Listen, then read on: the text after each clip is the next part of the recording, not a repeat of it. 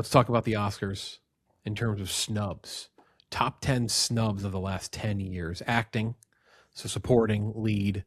Though you don't need to say what's what because you never really know what could have been in for lead or what could have been for supporting. So it doesn't really matter.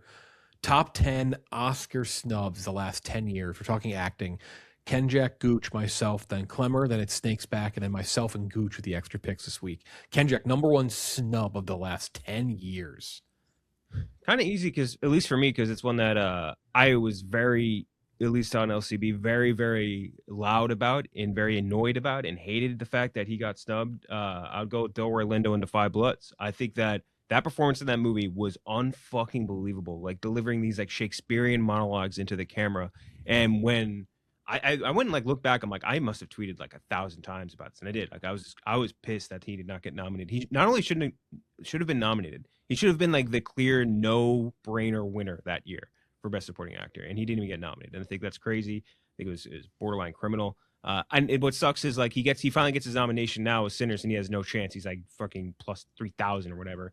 But he is one of the best working actors that we have right now. I wish he would be in a million more things, high profile things or otherwise. He's so fucking good, and I really, really, really think he should have won for Defy. Yeah, lead. So he would have been supporting probably, right? I think so. Yeah. So that would have been Keith Stanfield was nominated for Judas Black Messiah, Leslie Odom Jr., One Night in Miami, Sacha Baron Cohen, Trial of the Chicago Seven. Could definitely take that. That was not even a good performance. Dude, the Daniel love Kaluuya that One Night in Miami Judas got Black was Messiah. Very deserved. That was a bad movie. It's a bad movie. It's the worst of Sorkin. Sorkin at his worst. Yeah. And if Delroy had gotten pick, on here, he wouldn't have people on the red carpet asking if he has any advice for any other emerging artist. I don't know if you guys saw that. Some kid on the red carpet was like, "You're an emerging artist, Delroy Lindo, guy who's been acting in major Hollywood productions for 30 years, 40 years." Insane. That's a good first pick. He definitely deserved. Gooch, number two. Number two.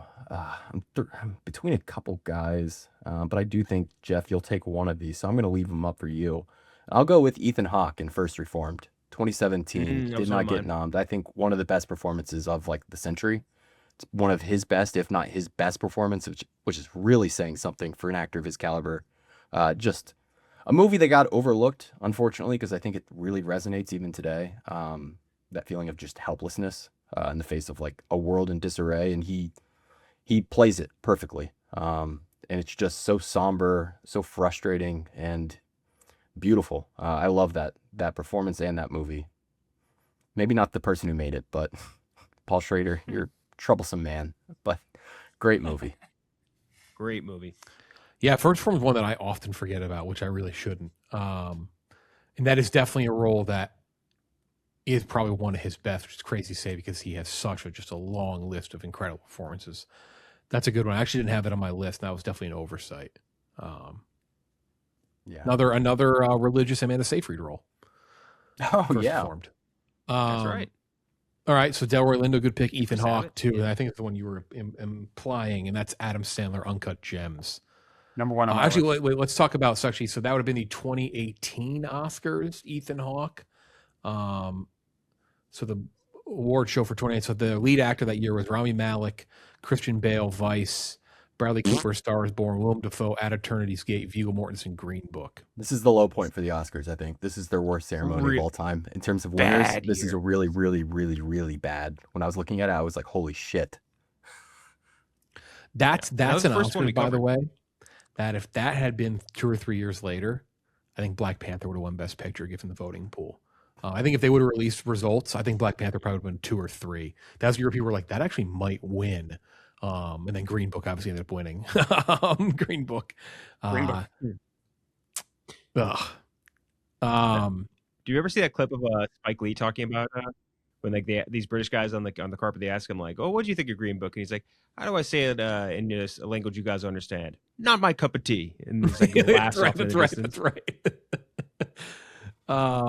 92nd Academy Awards would have been where Adam Sandler was nominated. I think he is great movie year. And this is 2019 is a great movie year, but he's still this is the biggest snub. I agree, Jeff. Yeah, I mean, it's tough who you would have pulled out. Joaquin Phoenix won for Joker, though I don't think he should have won. I think it should have been Leo for Once Upon a Time in Hollywood, personally. Adam Driver, Marriage Story, Jonathan Pryce, Two Popes, Antonio Banderas, Pain and Glory. I just think this is like a sham that he wasn't nominated. I think it's unbelievable. He was so good. I think the Safdie's do an amazing job with that movie. But not only that, as good as they are, like this works because of how great Sandler is in that role. And the lead role in their movies are not easy, and like there's a common theme in them, and it's a protagonist who is incredibly troubled, who you probably shouldn't root for, but you end up wanting to root for, and it matters who's in that role, and he made that role what it was, and it's I think it's a joke that he wasn't nominated. It's so stupid. So yeah, Sandler, Uncut Gems, number 3. Clemmer, number 4. Yeah. Number 4 for me is Michael Keaton in The Founder. I think this is like. Oh wow! Wow. Michael Keaton in The Founder. Wow. Okay, I didn't see this one coming. No, okay. that's a good performance. I can't even hate. That's I mean, I don't love the movie, but I like him in it. No, I don't think the movie's great. I think it's good. I think he, though, in this role, is so amazing. I think it's one of the great performances of the last 10 years. He never really had a real shot at being nominated. So, like, I still think it's a snub, though, because I think he's just that good in this movie. I really loved this performance. Like I said, not a great movie, but an amazing performance. Yeah, a movie that should have been way better than it was, for sure. That year, Casey Affleck, Manchester by the Sea, Andrew Garfield, Hacksaw Ridge, Ryan Gosling, La La Land, Viggo Mortensen, Captain Fantastic, Denzel Washington, Fences. Yeah, I think there's a place there for Who are you Michael knocking Keaton. out? Look, I like La La Land. I know you love it, Jeff. He's might be better than Ryan Gosling. Replacing Gosling though? No. I love Ryan Gosling, but like I'm just using one example. I haven't seen the Viggo Mortensen role. Maybe Garfield, Hacksaw Ridge. I'd knock off there. Maybe if you made me pick one to replace. Sure, Keaton deserves it. That's all I'm saying. Yeah, interesting. I definitely wouldn't have picked that one, but I think I agree with what you're saying. Like performance better than the movie itself. Yes. Not in close. All right, back to back. Who's your number 5? Lupita Nyong'o for Us. Yeah, great pick. I think this is an incredible job she does here. The fact that I don't know if it was just like people had to get out fatigue or what, but she's so good in this movie. It's insane. And she carries this whole movie hinges on whether she's good in this role or not. And she knocks it out of the park. It's a very good movie, but she's excellent in it. I mean, just an amazing performance. I'm still stunned. I knew she wasn't nominated, but I had to triple check before I put it on my list. That's the Renee Zellweger one for Judy. You want to talk about performance over movie quality? Oh, Judy, what a wet fart that movie is. Renee Zellweger, Judy, Cynthia Erivo, Harriet, Scarlett Johansson, Marriage Story, Saoirse Ronan, Little Women, Charlize Theron, Bombshell. That definitely, absolutely. I agree big time on this one. Definitely should have had a spot there. Bombshell was a mass psychosis event. So my pick is next, and I'm actually going to take someone from the same exact year. And we're also going to go horror. Florence Pugh, Midsommar. She crushes that movie, and that's a role where I think she's a fantastic actress. She's going to make so many other great things. Like if you told me she never makes anything quite as good as that, or never portrays a character as good as she did in Midsommar, I wouldn't even consider that to be a diss. I think she's so good in Midsommar. She is amazing in that role. There's just it's that ending, right? Her and then the May Queen, like it's a fantastic one by Florence Pugh. It's kind of like an arrival moment, like really for her, where you're like, oh, she's got the goods. Nails it. I love that movie in general. That movie's a slept on movie in terms of awards that year. And I think Florence Pugh just crushes it in Midsommar. And absolutely could have been nominated over anyone that I just mentioned. As good as Renee Zellweger was as Judy. I think Florence Pugh, excellent. I'm sure some people would argue that Florence Pugh could have had 2 that year, because wasn't she nominated for in supporting as well? Wasn't she nominated for Little Women? I think so. I was trying to remember. She might have been.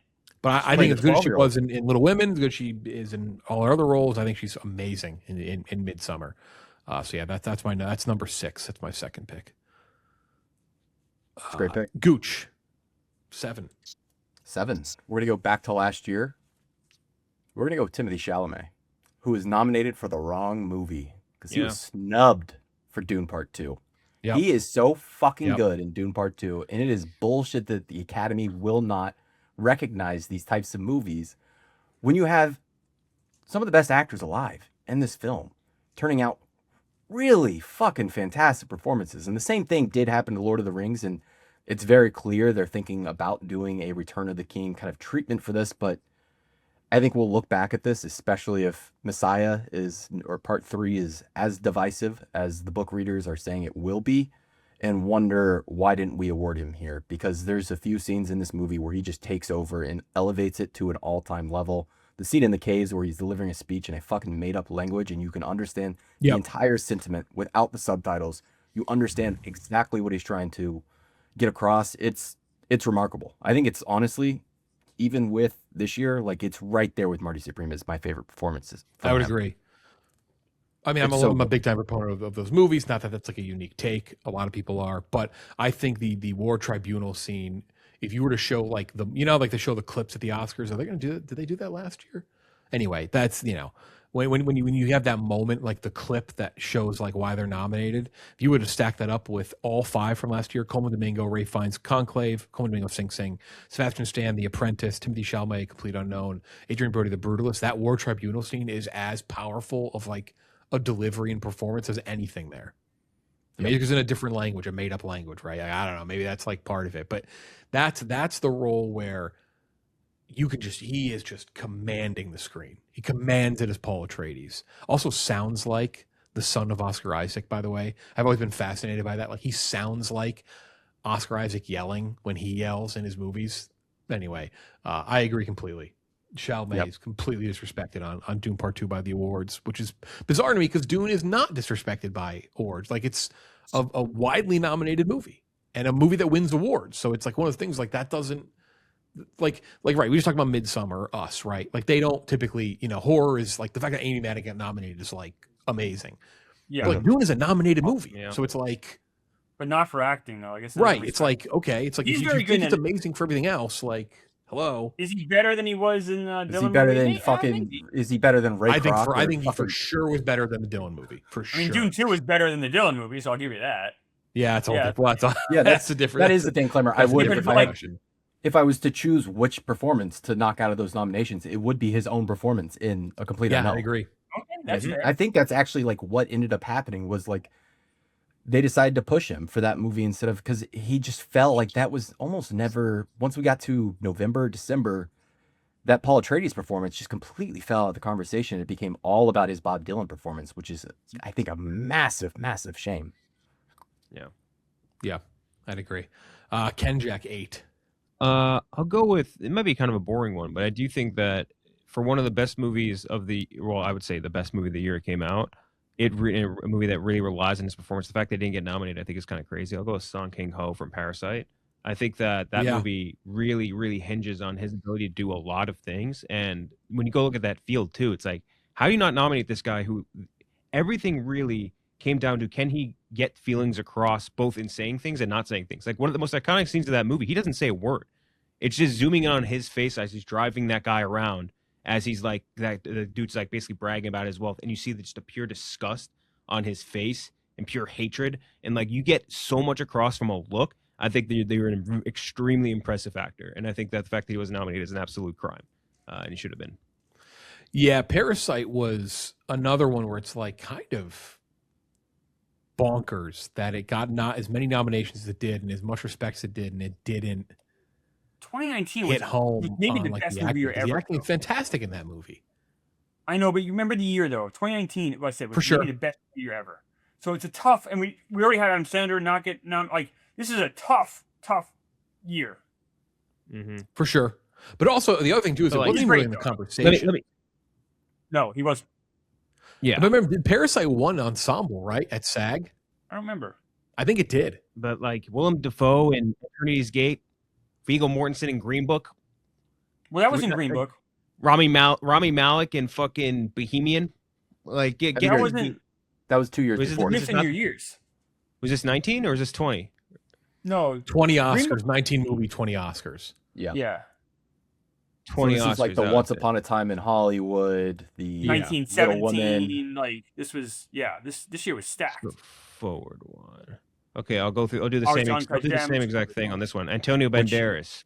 which thank God, because I would be willing to bet not there weren't too many performances when I looked at 2020. When I looked at 2020, I was like, God damn, we really went through it that year. It was the worst it's movie a ever. way different discussion. Like Adam Driver was really good in Marriage Story, but I Yeah. think fucking A, man. And Jonathan Pryce was really good in The Two Popes. Not a lot of people saw that. That's one of the best movies Netflix made, in my opinion. Him and Yeah, I liked Hopkins it. are so good in that. That's a good pick at number 8. Number 9. I might cheat a little bit on this one. I kind of want to pick a duo here, but you might force me to just pick one of them. I'm gonna go a movie that I just absolutely love, which kind of fell out late in the run because for a while it was considered a favorite. Ray Romano and or Holly Hunter, The Big Sick, in their supporting performances. And if I were to have to pick one, I'd pick Ray Romano. I think he's excellent in a comedic support there. I think she's great too. I think they're as pivotal in that movie as anybody. Legitimately, we've talked about it a billion times in our old podcast. One of the funniest back and forth in any movie in the last 10 years is the 9/11 joke between him and Kumail Nanjiani. I think Ray Romano is just excellent in that movie. He's kind of been great in a bunch of little performances since Everybody Loves Raymond. He did a movie a couple years ago that he directed He directed it. We interviewed him for it. Somewhere in Queens. Yeah, Summer Queen was a fantastic movie, which I loved. Very good. He was in it with Laurie Metcalf, who was nominated in a supporting role for Lady Bird that same year. But supporting actor that year was Sam Rockwell, 3 Billboards, Woody Harrelson, 3 Billboards, Willem Dafoe, Florida Project, very deserved, Richard Jenkins, Shape of Water, Christopher Plummer, All the Money in the World. That was the one where he replaced Kevin Spacey. He was great though. He was great in that movie. He was I just good. He was good. Actor supporting role: Allison Janney, Tanya, Mary J. Blige, Mudbound, Leslie Manville, Phantom Thread, Laurie Metcalf, Lady Bird, Octavia Spencer, Shape of Water. Strong year, but I love them both. I thought they were great.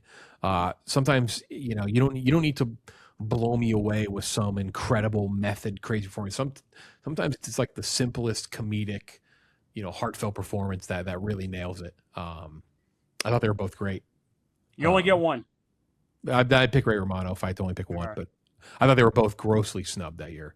I thought they're great performances, and again, sometimes you don't have to go for the big, sweeping, crazy movie. Sometimes it's something smaller and simpler. It's a really good is movie. Great, yeah. First movie I went out with my wife on a date. That was our first. That Love was The Big Sick. Oh, nice. Excellent movie. Very, very funny movie. Though I will say I rewatched it recently. I think the hardest I laughed was the X-Files joke in that. What's your favorite show? The X-Files. Yeah, I think the X-Files joke in that is amazing. Gooch, last one. The drive-through line when he's like, just cheese.